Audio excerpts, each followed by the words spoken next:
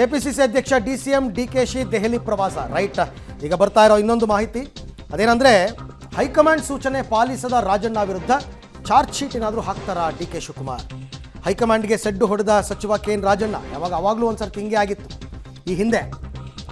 ಯಾವ ವಿಚಾರದಲ್ಲಿ ಅಂತಂದರೆ ಪವರ್ ಶೇರಿಂಗ್ ವಿಚಾರದಲ್ಲಿ ಸಚಿವ ರಾಜಣ್ಣಗೆ ಜಾರಿ ಆಗುತ್ತಾ ಶೋಕಾಸ್ ನೋಟಿಸ್. ಪವರ್ ಶೇರಿಂಗ್ ವಿಚಾರದಲ್ಲೇ ಶೋಕಾಸ್ ನೋಟಿಸ್ ಜಸ್ಟ್ ಮಿಸ್ ಆಗಿತ್ತು. ಈ ಬಾರಿ ಏಪ್ರಿಲ್ ಮೊದಲ ವಾರದಲ್ಲೇ ರಾಜಣ್ಣ ಅವರಿಗೆ ಈಗ ನೋಟಿಸ್ ಜಾರಿ ಆಗುವ ಸಾಧ್ಯತೆ ಇದೆ ಅಂತ ಹೇಳ್ತಾ ಇದ್ದಾರೆ. ಯಾಕೆಂದರೆ ಹೈಕಮಾಂಡ್ಗೆ ಸೆಡ್ಡು ಹೊಡೆದಿದ್ದಾರೆ, ಸೂಚನೆಯನ್ನು ಪಾಲನೆ ಮಾಡಿಲ್ಲ. ಈಗ ಡಿ ಕೆ ಶಿವಕುಮಾರ್ ಕೂಡ ದೆಹಲಿಗೆ ಹೋಗ್ತಿರೋದ್ರಿಂದ ಅವರೇ ಏನಾದರೂ ಹೈಕಮಾಂಡ್ಗೆ ಇದನ್ನು ತಿಳಿಸ್ತಾರ. ಯಾಕೆಂದರೆ KPCC ಅಧ್ಯಕ್ಷರೂ ಆಗಿರೋದ್ರಿಂದ ಪಕ್ಷದ ಶಿಸ್ತನ್ನು ಕಾಪಾಡುವ ನಿಟ್ಟಿನಲ್ಲಿ ಅವರು ಅದನ್ನು ಹೇಳೋ ಅಧಿಕಾರ ಅವ್ರಿಗಿದೆ. ಸೊ ಹಾಗಾಗಿ ಡಿ ಕೆ ಶಿವಕುಮಾರ್ ರಾಜಣ್ಣ ವಿರುದ್ಧ ಕಂಪ್ಲೇಂಟ್ ಮಾಡ್ತಾರಾ ಇಲ್ವಾ ಅಂತಕ್ಕಂಥದ್ದು ನೋಡೋಣ. ಅವರು ಡೆಲ್ಲಿಗೆ ಹೋಗಿ ಬಂದ ಮೇಲೆ ಹೈಕಮಾಂಡ್ ಏನು ಕ್ರಮ ತಗೊಳ್ಳುತ್ತೆ ಅನ್ನೋದ್ರ ಮೇಲೆ ಡಿ ಕೆ ಶಿವಕುಮಾರ್ ಅವರ ಪಾತ್ರ ಇದರಲ್ಲಿ ಇದೆಯಾ ಇಲ್ವಾ ಅಂತ.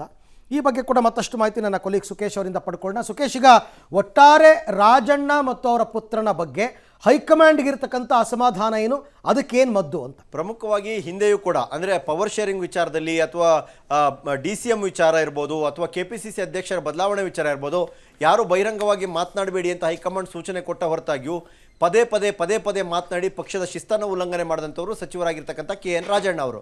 ಈ ವಿಚಾರದಲ್ಲಿ ಹೈಕಮಾಂಡ್ ಕೂಡ ಸಾಕಷ್ಟು ಅಸಮಾಧಾನವನ್ನು ವ್ಯಕ್ತಪಡಿಸಿತು. ಹೈಕಮಾಂಡ್ ನಾಯಕರ ಸೂಚನೆಯ ನಂತರವೂ ಕೂಡ ನನ್ನ ಮಾತನ್ನು ಆಡ್ತೀನಿ ಅನ್ನುವಂಥ ಉದ್ದಟತನವನ್ನು ರಾಜಣ್ಣ ತೋರಿಸಿದ್ರು ಅನ್ನುವಂಥದ್ದು ಕಾಂಗ್ರೆಸ್ ನಾಯಕರು ಅವರ ವಿರುದ್ಧ ಕೊಟ್ಟಂಥ ದೂರು ಕೂಡ ಆಗಿತ್ತು ಅವತ್ತಿಗೆ.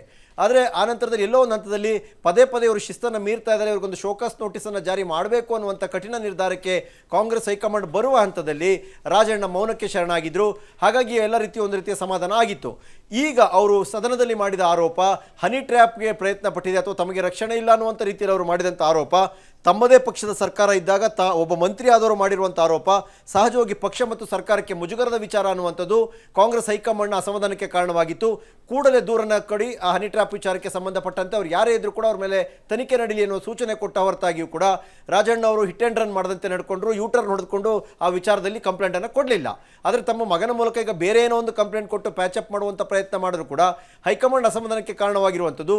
ಹನಿ ಟ್ರ್ಯಾಪ್ನಂಥ ಗಂಭೀರ ಆರೋಪವನ್ನು ಸದನದ ಒಳಗೆ ಮಾಡಿ ಸರ್ಕಾರ ಮತ್ತು ಪಕ್ಷಕ್ಕೆ ಮುಜುಗರ ಉಂಟು ಮಾಡಿದ ಮೇಲೆ ಇಲ್ಲಿ ನಾವು ದೂರು ಕೊಡಿ ಅನ್ನುವಂಥ ಸೂಚನೆ ಕೊಟ್ಟ ಮೇಲೂ ಕೊಡಲಿಲ್ಲ ಅಂದರೆ ರಾಜಣ್ಣ ಅವರು ಮತ್ತೆ ಪಕ್ಷದ ಎಲ್ಲೆಯನ್ನು ಮೀರ್ತಾ ಇದ್ದಾರೆ, ಶಿಸ್ತನ್ನು ಮೀರ್ತಾ ಇದ್ದಾರೆ ಅನ್ನುವಂಥದ್ದು. ಈ ನಿಟ್ಟಿನಲ್ಲಿ ಅವರ ವಿರುದ್ಧ ಕ್ರಮ ಆದರೆ ತಪ್ಪಲ್ಲ ಅನ್ನುವಂಥ ನಿಟ್ಟಿನಲ್ಲಿ ಅವರ ವಿರುದ್ಧ ಒಂದು ಚಾರ್ಜ್ ಶೀಟ್ ಕೂಡ ಸಲ್ಲಿಕೆ ಆಗಿದೆ ಅನ್ನುವಂಥದ್ದು.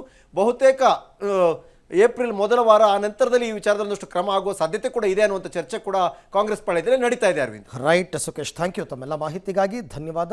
ಮುಂದಿನ ದಿನಗಳಲ್ಲಿ ಎಲ್ಲವೂ ಕೂಡ ಗೊತ್ತಾಗ್ತಾ ಹೋಗುತ್ತೆ.